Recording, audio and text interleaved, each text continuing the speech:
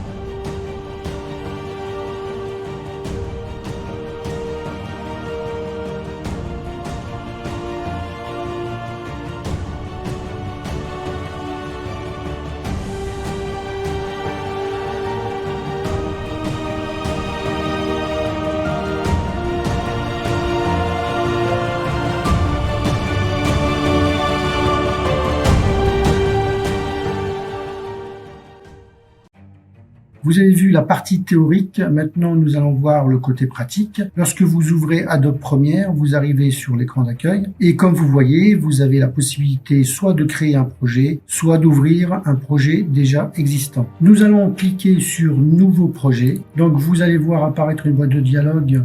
Donc nouveau projet, donc il vous demande donc un nom de votre nouveau projet, l'emplacement sur votre disque dur et vous allez le chercher sur parcourir ici. Ensuite, donc le reste, hein, vous y touchez pas. Donc ensuite vous faites OK. Pour exemple, nous allons ouvrir un projet déjà existant en cliquant 2 fois sur le bouton ouvrir un projet. Ensuite, nous allons chercher notre projet dans notre dossier que nous avons organisé. Donc vidéo. Nous arrivons sur cette interface. Je vais vous présenter l'espace de travail. Cet espace de travail donc est réparti en 4 principaux panneaux. Vous avez le panneau source qui va vous permettre une prévisualisation de votre vidéo source. Également une présentation des options d'effets en sélectionnant préalablement là où les pistes concernées audio ou vidéo. Vous avez le moniteur Lumetri relative à la colorimétrie et enfin vous avez la table de mixage des éléments audio. Le panneau source, comme tous les autres panneaux d'ailleurs, peuvent administrer d'autres outils en les rajoutant via l'onglet fenêtre, comme vous voyez ici. Ensuite, vous avez le choix de prioriser l'outil que vous avez le plus besoin, je dirais, en fonction de votre objectif, en les déplaçant comme ceci. Vous voyez, hein, c'est simple. Et vous pouvez éventuellement les retrouver sur les 2 petites flèches en haut à droite. Vous avez le panneau Programme qui va vous permettre une prévisualisation de votre séquence que vous allez construire. Ensuite, vous avez le panneau Projet qu'on appelle aussi chutier, hein, qui va vous permettre d'importer vos vidéos. Et ensuite, vous avez le panneau Montage qu'on appelle Timeline ou bande de montage avec une piste audio et une piste vidéo qui va vous permettre justement de construire votre séquence.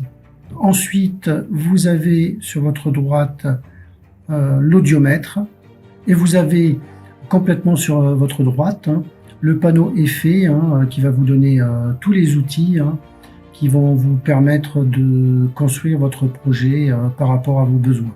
Sans oublier bien sûr la boîte d'outils à gauche de votre timeline qui est très importante, qui va vous permettre de personnaliser votre séquence.